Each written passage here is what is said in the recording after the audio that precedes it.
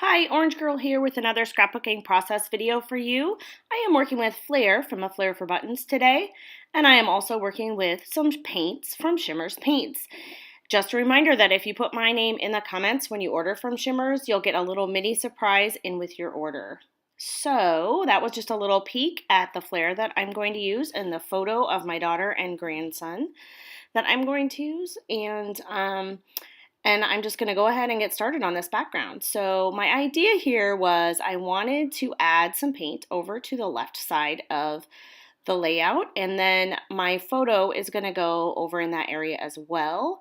And then I might add some embellishments or pattern paper over on the right. I am not really sure. I just knew that I wanted to add a bunch of paint to the upper left and then kind of have it come around to the bottom, and you'll see as we go. So what I'm doing is I'm using the packaging technique, which I'm sure you've seen me use before if you follow my channel, and I'm certainly not anyone that invented this. This is something that is used frequently for scrapbooking and other projects, and so I'm going back and forth between adding some paint with my paintbrush, adding a little bit of water to my paper, letting it run, lifting it up and having it move across the page so it looks a little bit more organic.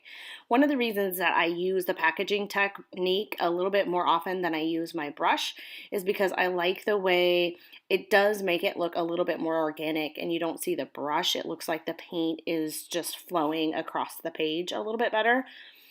Also, another thing that I frequently do, and I did do off camera here, was I went ahead and I prepped my paper. So I am using that Marshmallow cardstock by Basil, and which is a great cardstock because it's real tough, and so it holds the paint really well.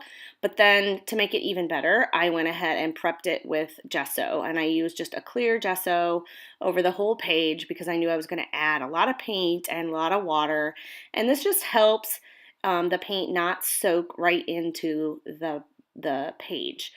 So I just went back and forth and added 3 different colors. So I used Jeni Bleu, which is a Vibez paint from Shimmerz, and I used 2 Coloringz. One is called No Yolking, and that's the yellow, and then Pretty in Pink, of course, is the pink.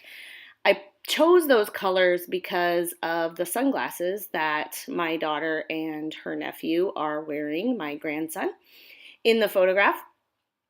And then I also chose it based on the papers that I was going to use, which are the Whimsical Collection by Paige Taylor Evans, Pink Paisley.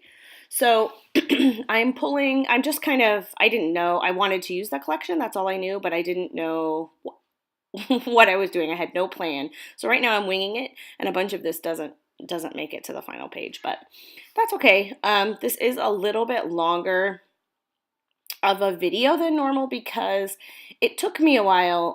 The background came together really quickly, like probably 10 minutes or so, but then it took me a while to figure out how I wanted to arrange this. I was thinking when I saw this paper, when I first saw the collection, that I wanted to cut a bunch of these out and use them on a layout. So that's what I'm going to attempt to do here. You also might notice that between the last little clip and this clip that I'm working on right now, I did add a little bit more paint off camera. I thought my camera was rolling, but it wasn't. And I just added a little bit more to the other two corners so that it almost wraps around. There, you can kind of see it there, the yellow and the Jeni Bleu. So anyway, so I'm going to do a little fussy cutting here and cut out. I'm not going to make you see all of the fussy cutting I do, but I do cut out a bunch of these little banners. That's what we're going to call them. I don't know. They're little banners that have words on them that say nice things. I chose the same 3 colors and then the ones that matched what I wanted this sentiment or the idea of this story to be. So they're being silly. They have glasses on that are not real. I don't even know if they have glass in them at all. They might not have any glass or plastic in them. It might just be blank, or either that or it's clear. I can't remember.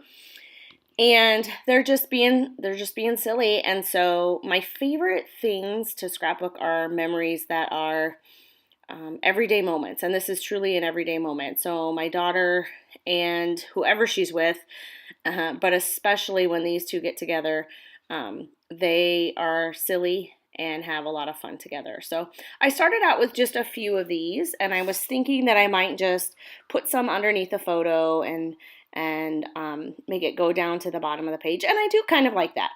But I end up liking what I end up with a little bit better. So I found this card right here it's one of, I think it's just from a cut apart sheet that comes in the collection. And I found the card and it says, do, oh my goodness, do what makes your soul happy. Yeah, that's what it says. Do what makes your soul happy. And I decided that I would just use that as my title because that's really kind of what this is about. They were just being silly and goofy and doing what makes their soul happy. They're also at my mom and dad's house, and so they're being extra silly with grandma and enjoying having a good time. So now I've decided that I'm going to use that as my title, so I thought I might do kind of like a little grid across the page with these and then add the title underneath, but I don't really like that either. And so this was one of those that I just kind of walked away quite a few times and came back and walked away and came back and just like kind of fussed around with. I'm going to audition a few pieces of flair here. I knew I really wanted to use that piece of flair that has the glasses on it because the color's great and it fits perfectly because that's what it's all about, right? So I knew I wanted to use that one for sure. And I also knew that I wanted to put some sort of paper over on the right side there. So I think I end up going with this paper, yeah.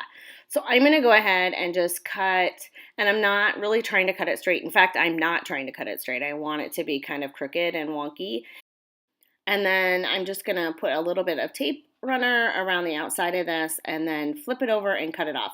So you're going to see me just kind of move everything over to the right.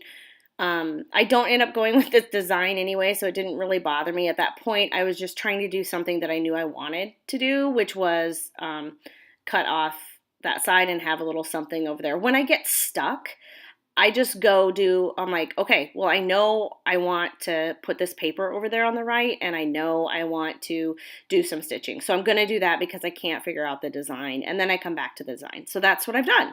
So what I did is I glued it down, and then I cut off the excess. You saw that. And then I went around and stitched. So I did kind of the same color of stitching depending on where it was. So there's white across on the right side, and then there's yellow across the bottom, and then over on the left and over through the top, there's kind of that teal color or that aqua color. So now I'm getting a little bit closer to what I end up with. What I've done at this point is I think I cut more of those out at some point. And then I decided that I really liked this paper with these frames a little bit better than the frames I was using. I felt like the frames that I had there with the sentiments in the center of them was kind of taking away from the photo, and it made it even more busy. So I thought, well, maybe I'll just put the title on one of these frames. And then once I did that, I decided, I kind of like that. So maybe I just want all frames. So there I am right there. What I ended up doing was I cut out the center, and I don't know why I got interrupted so many times when I was making this layout by family that I never knew if I was videotaping or not. So what I ended up doing here is I cut out the center of that frame, that pink frame. Then I found two other frames, a yellow one and that like teal colored one. And I cut out the center of them. The yellow one is at the bottom and you can't see it, but in a little bit I will move it up and you'll be able to see it, I promise. So I have a yellow one at the bottom that's going off the page, and then I have the teal one on one side and the pink one on the other side. And now I'm starting to get a little bit more excited because I'm liking the way this is looking so much better to me. So I'm going to go ahead and do some things that I always do. I'm going to go ahead and put some tissue paper behind my photograph. And now I'm like frustrated because I can't find anything, um, like my tape. So I'm going to go ahead and put that behind my photo, and then I'm going to pop it up using some foam adhesive. The foam adhesive that I use is actually just craft foam from Michael's probably, and it has adhesive on one side, and then I just use my glue to put it down on the other side. The other thing I'm going to add foam to is I'm going to add foam to the title. So I'm going to go ahead, there you go, each one of those little pieces, I'm going to put a little bit of foam behind it. And then those will just stand out a little bit more so that they look a little bit more different than the banners that are going up and down above and below the photo. These, hopefully my idea was to make it so that they stood out a little bit more. And then obviously having the frame around them would help with that as well. Plus I end up adding another thing here in just a second to finish it off. So yeah, we're still a few minutes from being done though. I have quite a few more things that I want to do. I have no idea where I am right now. Okay, so I remember. I thought, vellum, how about I put some vellum behind this frame? And so that is what I end up doing. So I end up, and I really like that a lot. So I end up putting vellum behind the frame like this and behind that one. And so I was just testing it out to see if it covered up the paint too much, and it doesn't. So there I lost my tape again. So especially when I do these mixed media layouts, I end up, pulling stuff from here and there and everywhere, and there's paint all over, and there's tissue, and there's so I end up making a rather huge mess, and I sometimes can't work in that very well. So what I'm doing here now is I'm going to glue down the title. So I went ahead and put some vellum behind that frame, and then I'm adding the words. I just started by, I knew I wanted the top word to go over and the bottom word to go over the frame just a little bit to overlap it. And so then I kind of put the other words in there just so they would fit. Okay, so now I'm like, okay, this is better. I like the vellum. I think I'm going to add some of these. I found some other things that work for me. So down there on the bottom, right now what I'm doing is something that doesn't work because I didn't take the back off.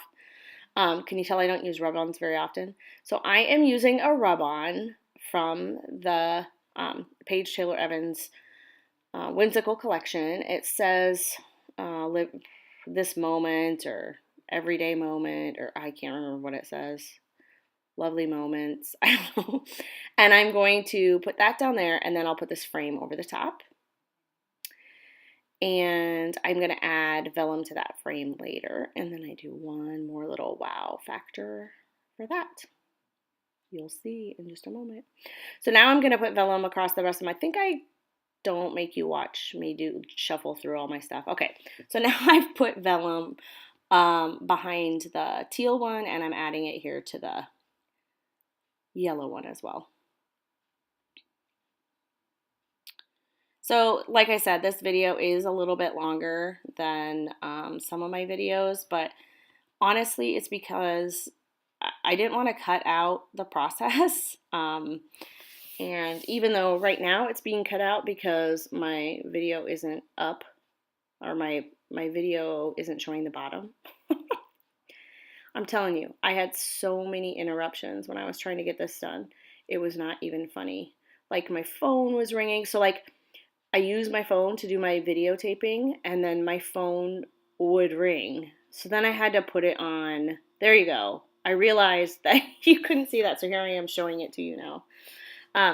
My phone would ring because I forgot to put it on Do Not Disturb, or I'd get a text or whatever. It was a disaster. So I put a little bit of a pink striped paper behind there just to add another little layer. And now I've decided, okay, I'm going to commit to this design. So I'm going to go ahead and put down all of these little, what do we call them? Banners. Yeah, that's what we're calling them. Banners. And then I'm going to find some other things to add to spruce it up a little bit. I decided I have these enamel dots that come in there, and I'm just going to use the circles, and I'm just going to add a little pop of color here and there, and then all that normal stuff that I usually do, like that, and then maybe some thread. How would I pull some thread out? Yeah, I need a pop of color. These are all like my things that I do when I'm not really sure where to go next, because I know I'm going to add them eventually. So I might as well add them right now. So then I got out the ephemera and I thought, oh, I'm going to see what I can find here. And are so many awesome florals if you get the flower ephemera pack. It's just full of florals, you guys. Tons of flowers and leaves, and it's just gorgeous. I love them. And so I will use them. I will use all of them on one layout, I swear.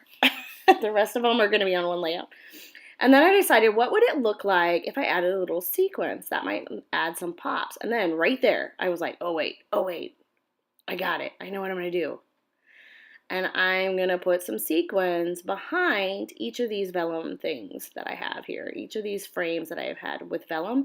Then I'm going to make sure that some's going on the top and on the bottom, poking out so that it looks like it's just kind of tumbling behind it and below and above it a little bit. Does that make sense? So I'm popping up a couple of the flowers and gluing those down.